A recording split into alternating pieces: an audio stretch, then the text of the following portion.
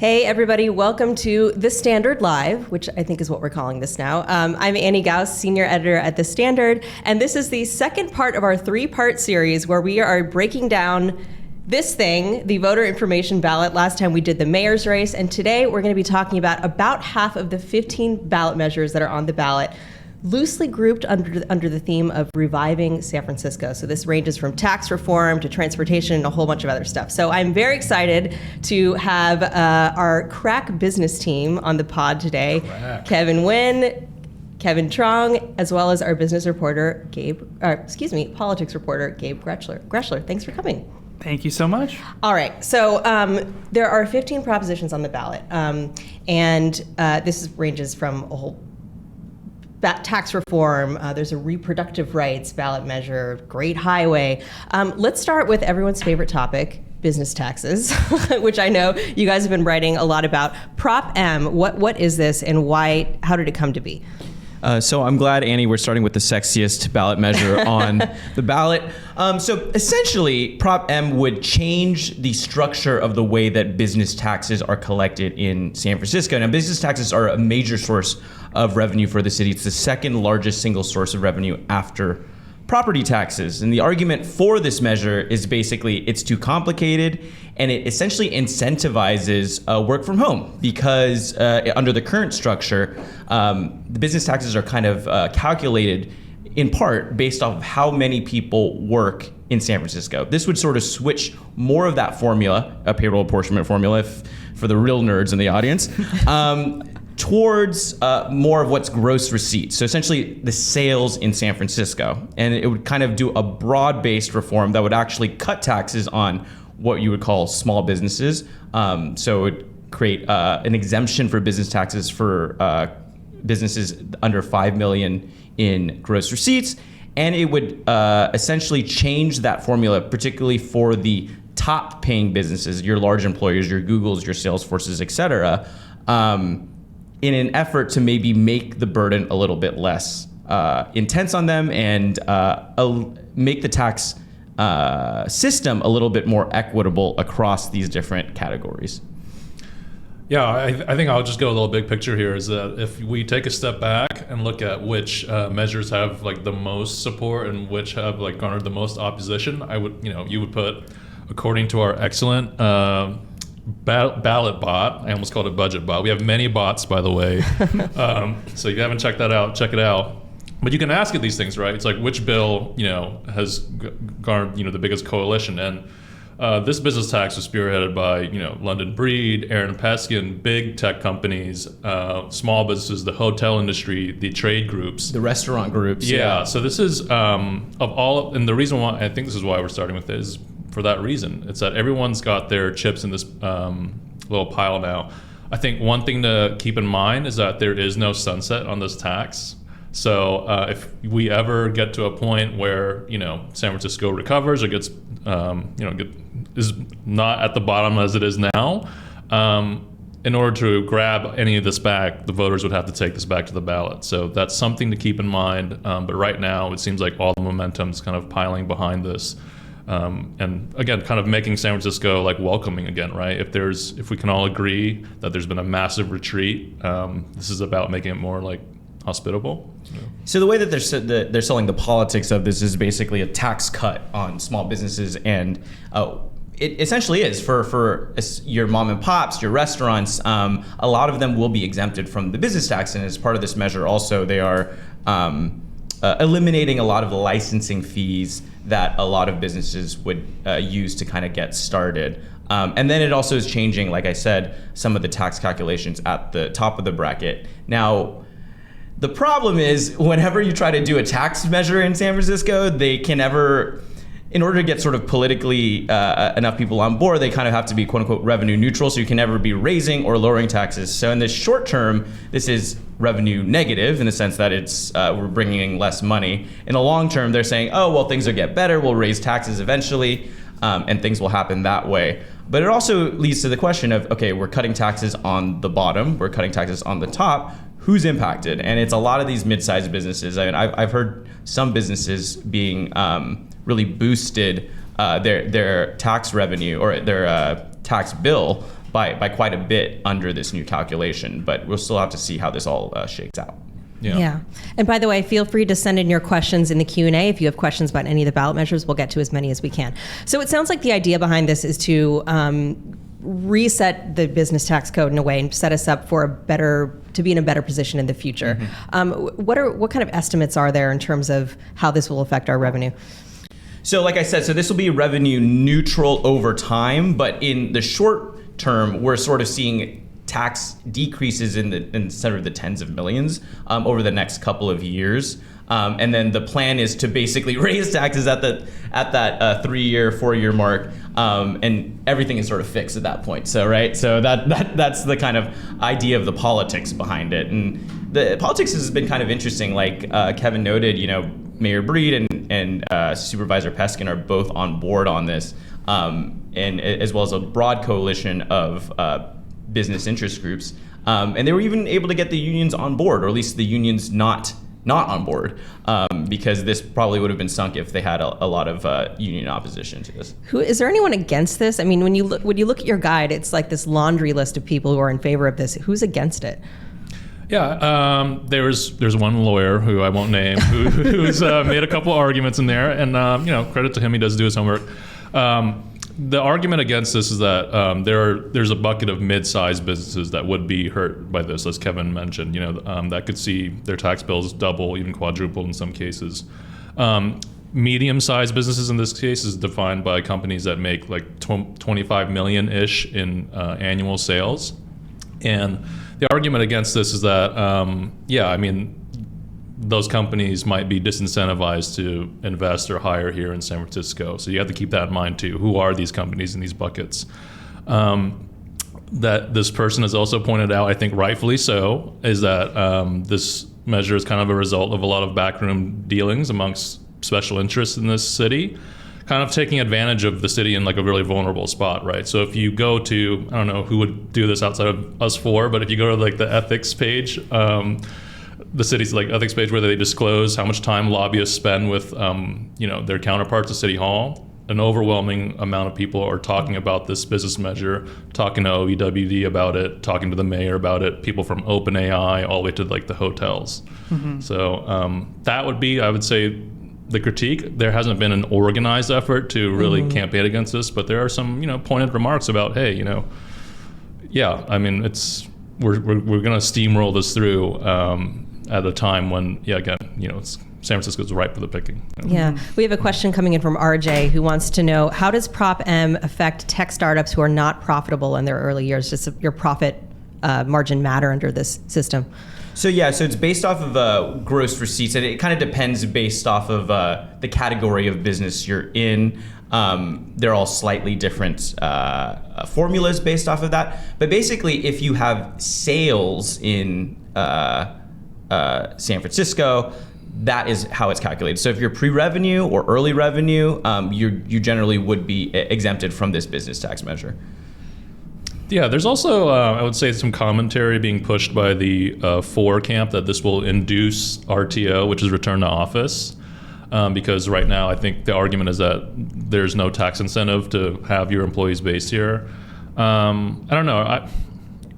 Are you on board with that? It's a little dubious. Yeah. I guess the argument is kind of like, we have a system now that actually incentivizes keeping people from home. So at least if we remove that, then there is no negative disincentive to bringing folks back. At least you don't have to pay more if you bring folks back, which is kind of an interesting concept. And part of the groundwork for this has been this measure was like laid over the last year and a half, where it kind of all these reports and stuff started coming out from city officials showing how much our business tax burden is compared to some other surrounding cities. I'm talking about 100 times the amount of business taxes where large businesses are paying here versus like a place like San Jose. And then essentially what has happened is that we've created this system that really relies on these large businesses. And as we saw during the pandemic, if you have a couple of those people leave, then it really leaves the city in even more of a vulnerable position. Kind of a politics-related question for you guys. Considering Breed and Peskin are on the same side of this issue, what do you think it says about the state of the city right now? That's a great question. I think regardless of where you stand on like the political spectrum, I think it's just hard. You just can't deny it anymore. We're now in year 5 of like this post-COVID reality that San Francisco's in. Is that all the big businesses have left? Whether that be due to the actual pandemic itself, or other reasons. And the city needs to reset that narrative. And this is one of those ways to do it. Is because when times were good, we were known as, not a really friendly place to do business. Like, they're gonna kind of ask you to pay for up front, and they'll extract what they can, and rightfully so, to fund stuff. But now, beggars can't be choosers, right? We're in a position where we're hat in hand now. So I think that's why you're seeing, across the political spectrum, a push to do this. People come together. Yeah. Yeah. Yeah. We've got another question that relates to Prop M and Prop L, which is the Uber and Lyft tax that we'll talk about next. The question is, if I strongly support both Prop M and Prop L, but knowing there's a poison pill blocking L if M gets more votes, should I vote yes and no on M? So tell us about this poison pill. So by the way, Prop L is a tax, is a new tax that would fund rideshare companies to support Muni, but these two measures interact, right? Yeah, so they're not really competing, but there is a segment of Prop M that says if it gets more votes than Prop L, which is the tax on these rideshare companies to fund public transit, then that essentially gets negated. I can't tell that person exactly how to vote. So it's a little bit difficult. I would say the flip is also not true. So if Prop L gets more votes than Prop M, then they actually both go into effect. And from what I understand, the reasons why that was written into Prop M was not necessarily to cut Prop L off at the knees, but more of a concern that if more different types of tax measures get put on the ballot, it might screw up the entire purpose of what they were trying to do, which is a kind of a broad reset of city taxes.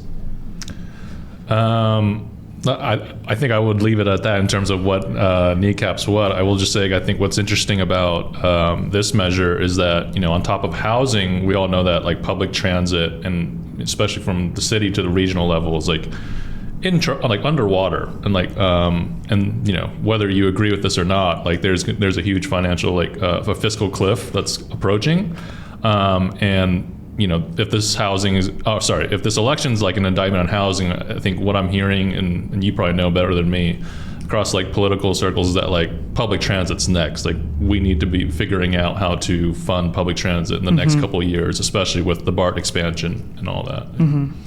I guess broad advice: vote for the things you support, and then and leave the kind of politics and stuff aside to a certain extent.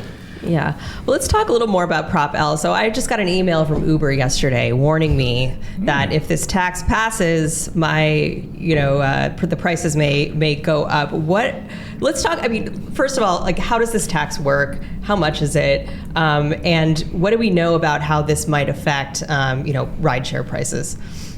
So it'd be essentially a gross receipts tax. So based off of their sales, gross receipts is essentially just a term that sales in the city. And it would raise around $25 million annually from Uber, Lyft, other rideshare companies. And the interesting thing with a lot of these sort of specific taxes that hit an individual industry is they often do get passed through, and sometimes in kind of passive aggressive ways. If you look at your DoorDash, your DoorDash bill, it has these sort of specific health taxes and things like that.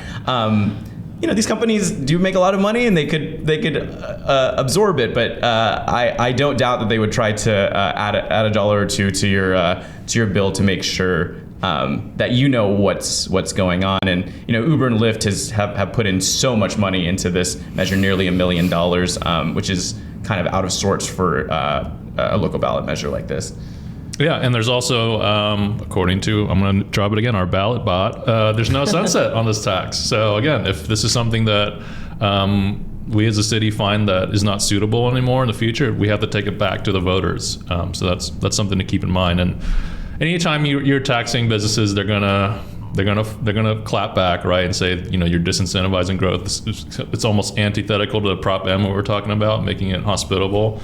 But yeah, I mean, this is something, I mean, to that person who asked the question, I mean, again, vote for what you think is important, because yeah, I mean, rideshare prices and food delivery might go up, but I mean, so we got to do something about the public transit, and this is a public good, so it's it's a service versus a public good here, And yeah, if you look at the reasons why people tried to put this on the ballot, the transit activists and their allies, it's because Muni is in a really difficult place. I mean, it's doing better than some of the other local transit agencies, whether that's BART or Caltrain. I think we're up to like 65-70% of rideshare recovery compared to the before the pandemic, but that's still 30% of people that aren't riding Muni that used to be, and that's a lot of money. I mean, in 2026, I think the deficit is projected to go up to $200+ million,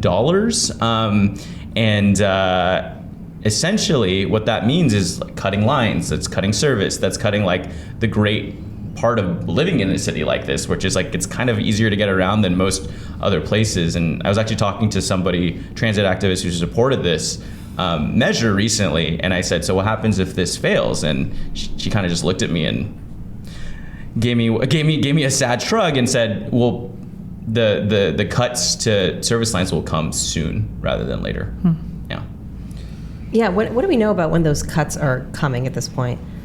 Yeah, I don't know exactly when, but in the SFMTA meetings, they've created kind of like a list of sort of like high risk lines that would be cut, and I don't have exactly the lines at the top of my head, but obviously it'd be based off of the ridership of those lines, the kind of usage of those lines, the frequency of those lines, and even if your line doesn't get cut, they might cut frequency. So it'd be a little bit less convenient.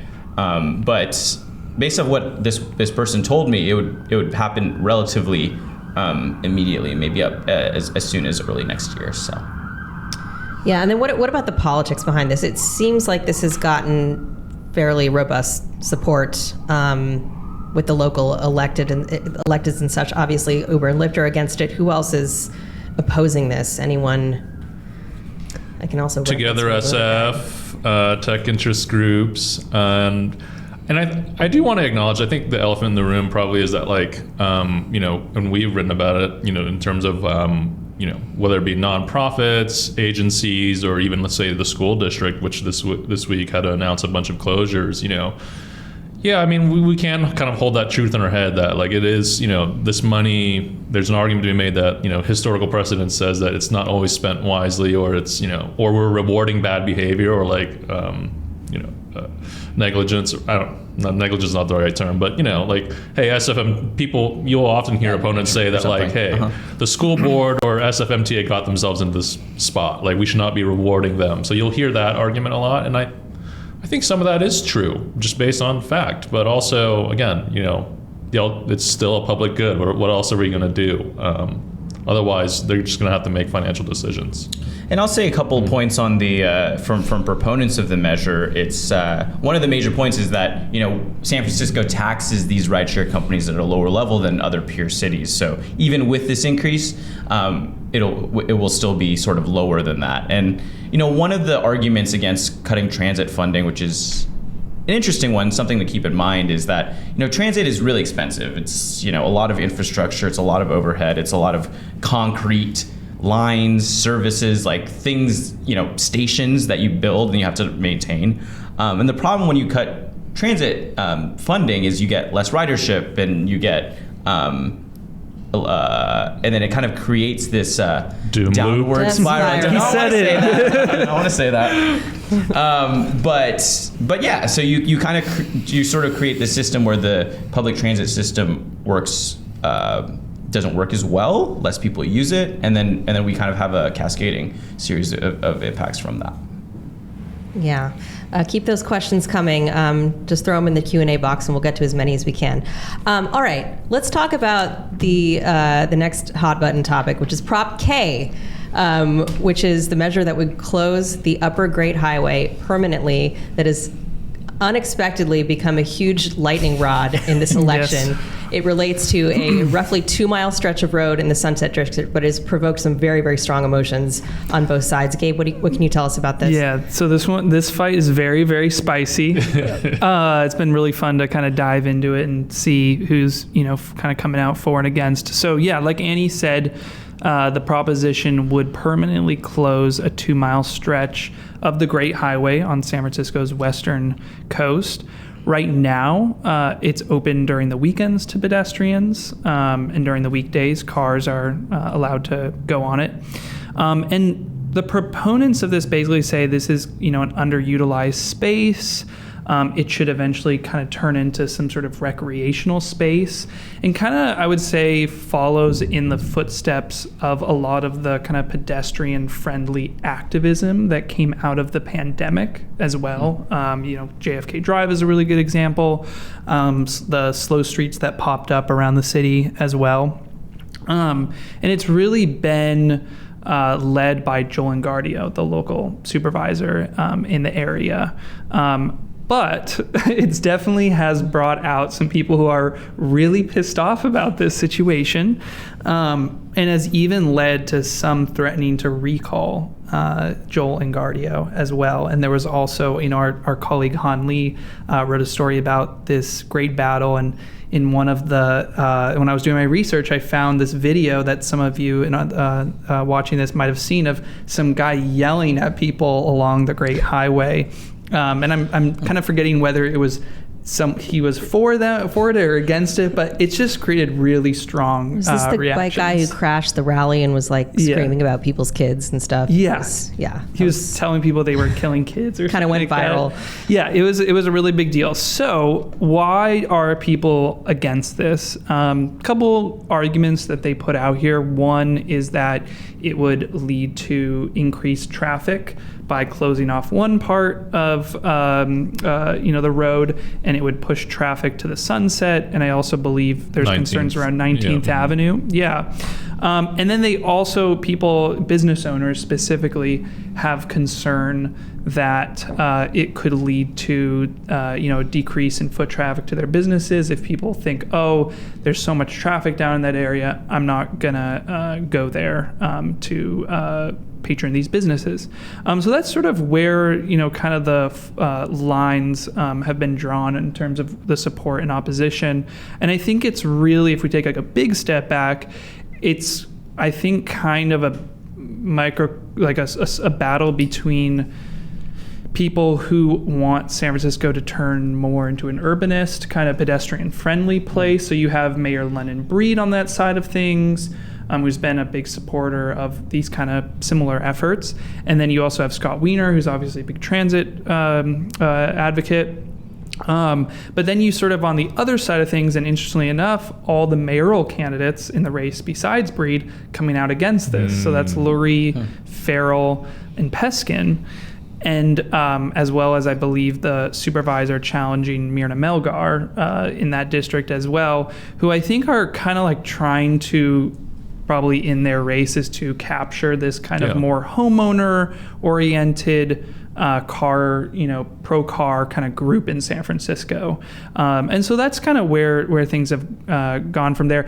The pro group has raised about $600,000 as opposed to the against group, which is at about $100,000. And correct me if I'm wrong, so this stretch, one of the arguments, I think, for the closing the Great Highway to cars, it's kind of confusing because it's kind of like closing the cars or opening it to pedestrians and this whole thing. Is that, with the encroachment of the sand and some of the other environmental impacts, sometimes it's impassable and they might need to close it in the near future anyway? Yeah, exactly. So I believe there's been issues around sand erosion in the area. I'm not familiar with exactly the environmental impacts, but yes, there have been issues in the past with cars coming through there, and people having concerns about what in a decade or two is going to happen to that area. Something also, I was actually at the Great Highway last night, so I should bring that up. And I was thinking about our talk this morning, and I think it was interesting. One of the also arguments actually against this is that it's really cold there all the time. Who wants to go there on on most days in San Francisco? And being there last night, I think it's kind of true. Like it is really cold. But I think one of the arguments that, probably if Joel Engardio was sitting here with us, he'd say if you build it, they will come. And I think that, if it was you can imagine a really big green space on that area, maybe people's feelings about going to that, space could possibly change. And I did have one question about the politics. I'm curious on this. You mentioned, obviously, a lot of the money going in the pro side, some of the big local politicians, whether that's Nancy Pelosi or London Breed, in favor of it. It doesn't seem to be as much of an organized force on the other side. But I'm kind of curious on why you think there's so much volatility about this thing in particular. I mean, we have a lot of other hot button topics, but this seems to be the thing that honestly comes up and people are yelling at each other about more than anything else. Yeah, I mean, I kind of think anytime people want to change the status quo of the city's fabric of when it comes to, especially around cars, people feel very protective around their ability to get around in the city. And I think it's also, we do have to keep in mind that living on the city's east side as opposed to the city's west side is really a different experience. And so, yeah, I think it's kind of I think it's a classic San Francisco question. I recently wrote a story about the San Francisco Bike Coalition, who, plays a big role in issues like this. And people just get really intense around, bicycling, pedestrian walking, the changing of them, being able to use their car or not. So it's kind of a confluence of all these issues coming together. Yeah, and I think there's also rhetoric out there that this is kind of a class thing where on the pro side, there's a lot of tech money, affluent people who are supporting this. And then I think some of the people who are opposed are making the argument that this is going to inconvenience people who need to use their cars to get their kids to school or, do their lives, and cutting off that portion of the road will make things worse on 19th Avenue and Sunset. And it actually relates to a question that we've gotten here, which is that why is this on the ballot? Shouldn't this have gone through a city hall process as opposed to voters who don't live in the area? And that touches on one of the criticisms, is that why do we have this citywide ballot measure on something that really predominantly affects people in one neighborhood? How did this get on the ballot? Yeah, so again, this is brought by Joel Engardio, and I think something kind of for audience listeners that's important to keep in mind is these kind of things do have to go through the Board of Supervisors before they are put on the ballot. So technically there was input kind of on behalf of all the supervisors, but it is a really good point. I think the people who who are living in the Sunset, say you might come from, the east side and enjoy this once a week, whereas I have to live with the consequences of it. So I think it's a really important thing to consider when you get your ballot on this particular issue. I think part of that, to the listener's question, is it's a political calculation too, right? Because there are a bunch of these measures that the city could do separately or on its own or through its own processes, but I think a lot of these people, when they put things into the ballot, they're taking a political gamble, right? They're betting that they can get something done with the popular vote, even if it's not as efficient. So I think that's always an element to props, right? Yeah. Right. Kind of instead of going through the legislative process, you throw it to the voters and hey, you guys decided. I don't know. I'm just here. Does this make you guys think about Market Street at all? I know you mentioned, east-west, super different, but, Market Street infamously closed off to cars as well. And again, a lot of the arguments for closing it kind of sound somewhat familiar to me. Obviously, I know this all came before the pandemic, but when you speak to business owners now along Market Street, they all complain about it. It did kill foot traffic, and something like food delivery becomes a nightmare because people can't go onto Market Street. Yeah. So I don't know. Yeah. Any thoughts? I think to me, I think if it does pass, which it needs a simple majority to pass, I think it potentially signals that the city, is going in that direction of, wanting kind of a more urbanist, walkable city.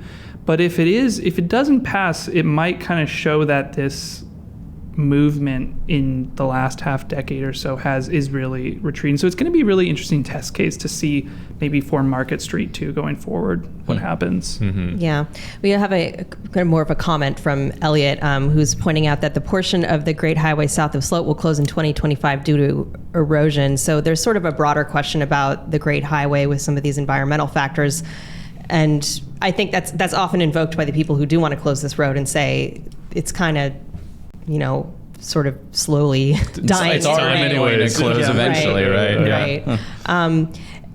What is? But it's interesting that you bring up Market Street, because I think that was another situation when we cut off car access, but then there's nothing really there in lieu of that. It's just sort of no cars and many businesses who are feeling like it's sort of created this dead zone. And on the Great Highway, you pointed out it's very cold there. There are a lot of people skeptical of is this there's no apparent funding for a specific new park there. Right. No businesses too there, really. Right. But there have been some activations out there. I mean, there's these. You've written about some of these, right? Right. Yeah. So yeah, they have had some sort of street fair like things. They did have some food trucks and stuff, although that kind of became its own sort of morass between some of the local businesses. And you go out there on the rare occasions when it's nice, let's say last weekend, people are going out. They're going out and about. There's like a guy doing this weird bicycle skiing thing that I saw for the first time. There's people unicycling or hanging out with their dogs and stuff. Now is that just a dream, or is that just sort of a flash in the pan, and can it actually be something like that? I think is still up for debate, particularly because the funding to turn it into something like a mini Golden Gate Park or something like that is just not has not materialized yet.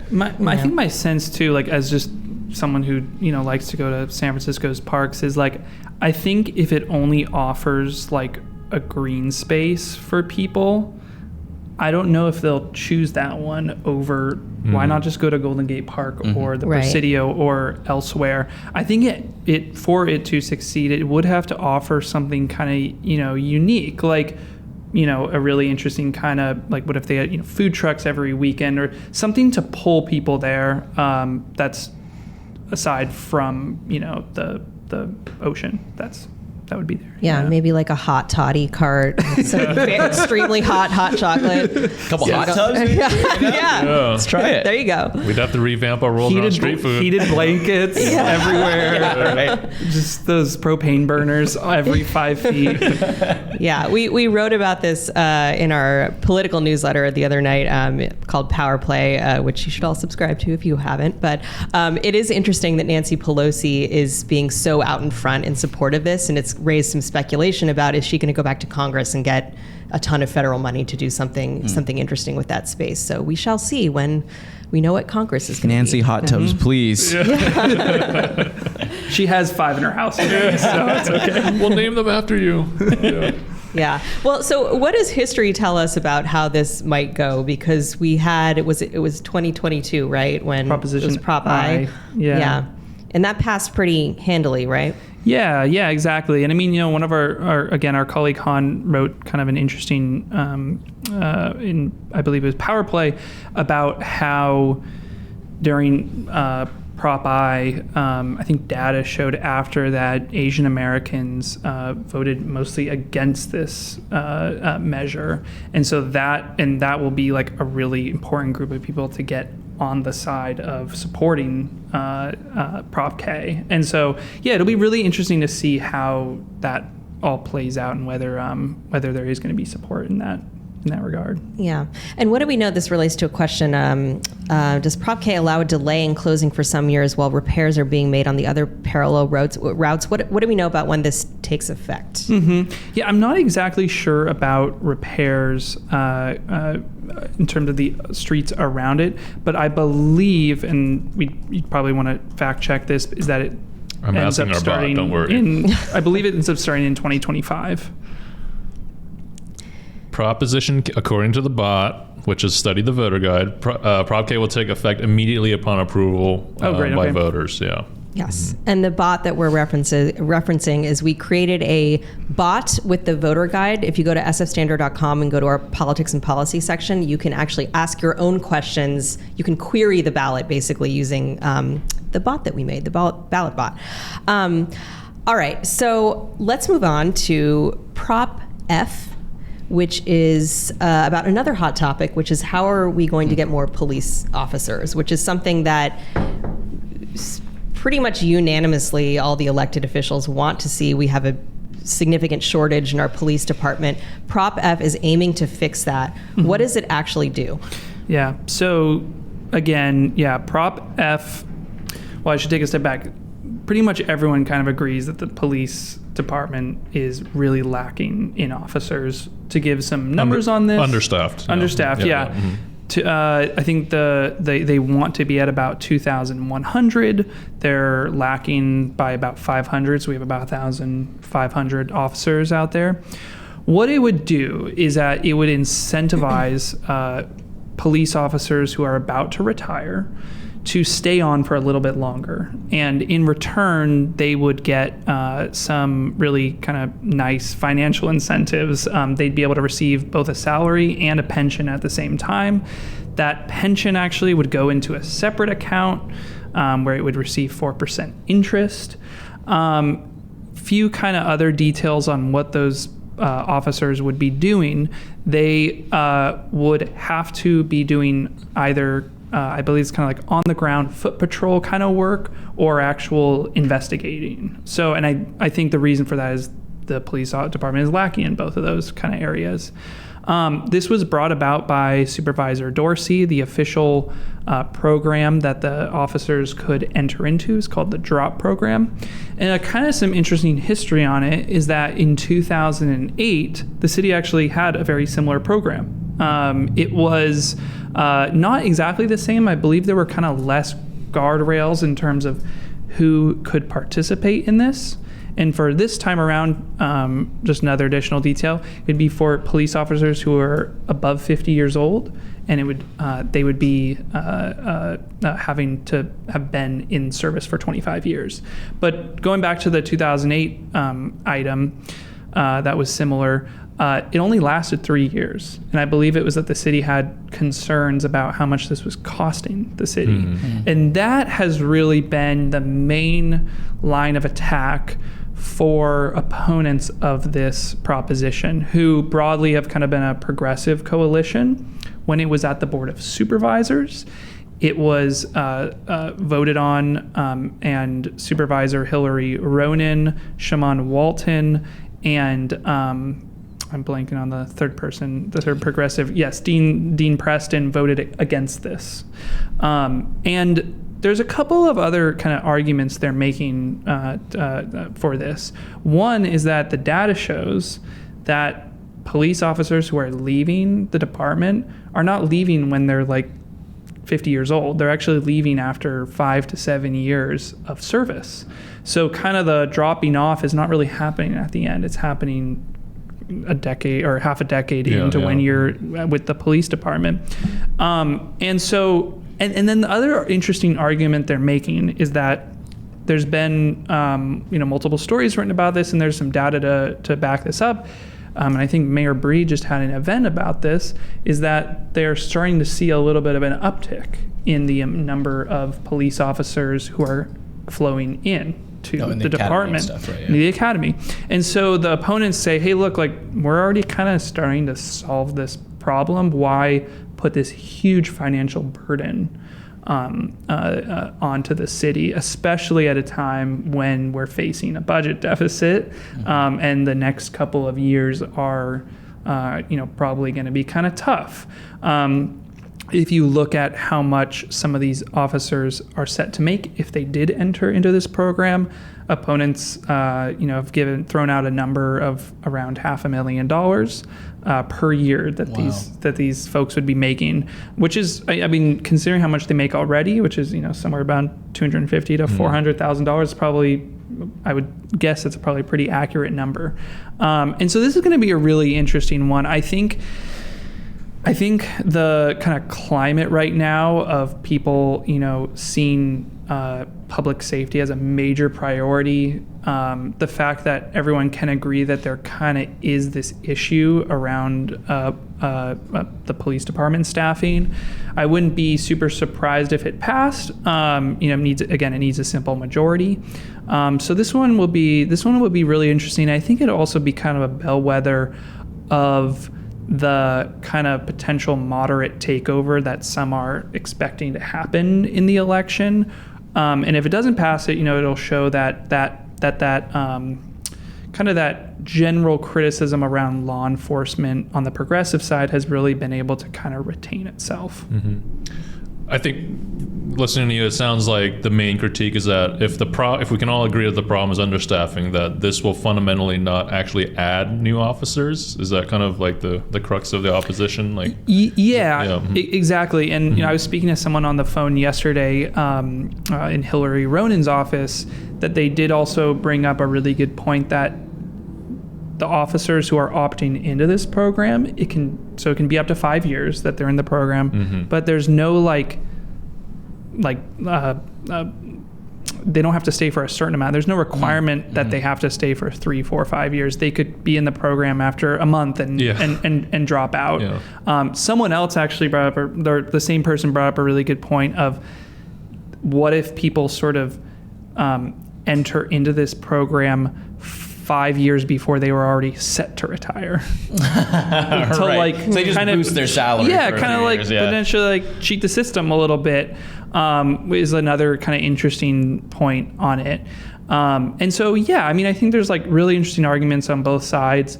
Of course, beefing up the department with really experienced individuals and having them stay on for a couple more years, you could see that really, also being impactful and effective, especially if they're doing the work that this proposition hopes that they'll be doing. Yeah. Yeah. I mean, I want to go back to something that you mentioned which was that officers are choosing to retire when they've only been in service for 5 or 10 years. I think that might be quite surprising to a lot of people, but can you expand on that a little bit? Yeah, certainly. So, so the data basically shows that the time that an officer leaves the San Francisco Police Department on average is about 5 to 7 years. From generally what I've heard about why someone would, and this is I think common in a lot of city police departments, is it's a really tough job, and after getting some years on you, you could go then down to a quieter town, San Mateo County, or you could go to Santa Clara County, and potentially make the same amount of money or more, and not have to, deal with really the difficult issues that police officers deal with here in the city. And so, that's sort of I think, the city of Oakland, I imagine, has also been dealt with that issue. I don't think it's necessarily unique to San Francisco. To that point, I talked to Supervisor Dorsey about this too, and I was just asking around about mid-market and the conditions there, and he was mentioning that and this is a tech buzzword, right? It's we're competing for talent in this region. So labor has their choice of their pick of choices, right? They can work for small towns, they can work for more quote unquote peaceful areas. So even though this is not meant to be a panacea to solve the understaffing problem, it's just another perk. That's kind of more or less how it's framed to make San Francisco a more attractive place to work. Yeah, and one other kind of interesting dynamic to all this too is that I'm not sure I'm getting the exact numbers right, but I believe it was either this year or last that the police department got a pretty big increase to their salaries. On top of that, and I don't know the specific numbers, but they're once you do reach a certain amount of years at the department too, you also get kind of a boost in your salary. So there's the opponents will basically say look, there's already so many incentives for these people to work here. We don't need to add on another one, especially in these uncertain economic times. Yeah, I mean, you were saying earlier how it's a good time for businesses to kind of get what they want, and it's the same is true of law enforcement, where we have this big need, and they're going to have some asks too. Yeah, I think they have a lot of leverage right now too, considering the climate of the city. How much will this cost? Do you have the numbers on that? Yeah. So it's the controller, the one who actually ends up measuring this, he didn't really have like a specific amount. It was like a pretty wide range. I think it was somewhere around between saving $300,000 and spending $3 million a year. Is that about right? Yep. Okay. The bot confirmed. Yeah. That's just based off of how many people take part in the program, right? Yeah, exactly. So like who actually knows if anyone would end up doing this? And so, yeah, I mean, I think, and that's actually been, one of the arguments, I think, kind of more in the for camp is like, up to $3 million. Like, okay, that's not like a crazy amount of money if you consider San Francisco's budget. So yeah, that's one of the things they've been saying too. Yeah. And on the con side, people are pointing out that we have seemingly seen an uptick in the number of people who want to become police officers here. What is the broader context around that? Yeah, it's a good question. I think that, there's probably, I think certainly like in the last number of years, there's also been a number of reforms that the San Francisco Police Department have taken. I know that they've also poured a lot of money into actually like trying to figure out the whole recruitment issue. This has been a long-standing issue for not only the San Francisco Police Department, police departments across the country as well. And like, who knows, maybe that, I don't know if it did, but that salary increase that they saw, recently, like maybe that was part of it too. So I'm not sure the exact reasons why there has been that uptick. But, probably the city would say we've been putting like a ton of effort into trying to make this a more attractive job for people in the city. And San Francisco ranks quite highly in terms of starting salary for police officers compared to peer cities. So, I mean, just on a pure numerical basis, if you're going to start your career somewhere, I think this would be a interesting place to do it. Put that on the shirt. You're going to start your career somewhere. This would be pretty interesting. Yeah, it could be our next, tourism board motto There of you San go. Francisco. You guys can have that for free. It might be interesting. All right, let's talk about Prop G. This one hasn't gotten a ton of attention, but it seems like potentially pretty consequential. This is intended to boost affordable housing. What does this do? Yeah. Well, if anyone's watching football lately and you watch the commercials for any affordable housing prop, they all support affordable housing apparently, right? So in short, this is going to amend the city charter and requiring City Hall to pretty much put aside a chunk of money from its general fund to like a piggy bank meant to help cover rent for people in the, low income spectrum, homelessness, housing services area. So that's more or less what it is. It's going to start small in 2026 and then ramp up over time. And it's actually due to sunset in 2046. So proponents for it obviously are going to say that, look, there's a lot of people, well-meaning, who are in homes who just need some help to make up the gap between their wages and how much their rent is, which in San Francisco is higher than everywhere else. I think it's worth noting that Mayor London Breed and all the supervisors have signed on to this as well. So broadly speaking, it's like viewed as pro-renter and pro-housing.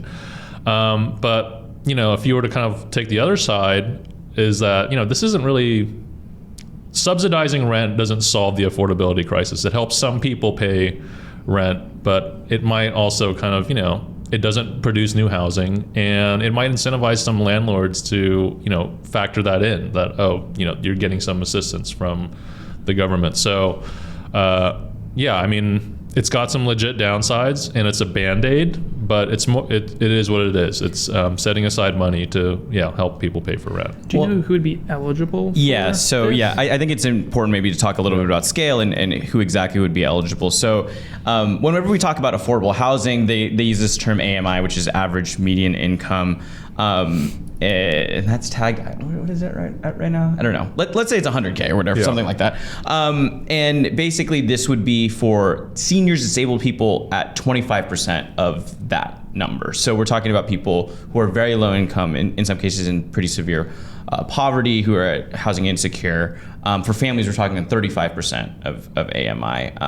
So this is for a very specific subset of people. And when they did the analysis on who exactly would be eligible for this, we're talking about 550 to 600 units. So we're not talking about a huge amount of families and people. Alternatively, when you talk about the numbers and the way that this would cost, it sort of in the general scheme would be $4 million in 2026, going up to 8.5 million in 2027, and then sort of increases year over year. I think the controller said over that 20-year period, we're talking to 2046, it would be 161 million to 222 million, which is a not insignificant amount of money, particularly when we were talking about the numbers at the kind of for scale of the numbers in the last proposition.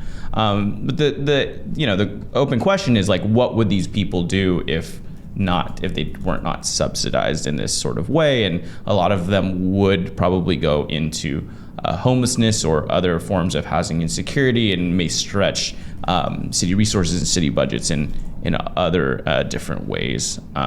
Is there anyone who, you mentioned that all the Board of Supervisors supported this when it went through there. Is there actually anyone like coalescing around against this measure? I would say it's sort of moderate political groups. So a Together SF, a Grow SF, and some of their points, like Kevin said, is that this is a Band-Aid that doesn't actually solve the kind of upstream impacts or upstream causes of the housing crisis.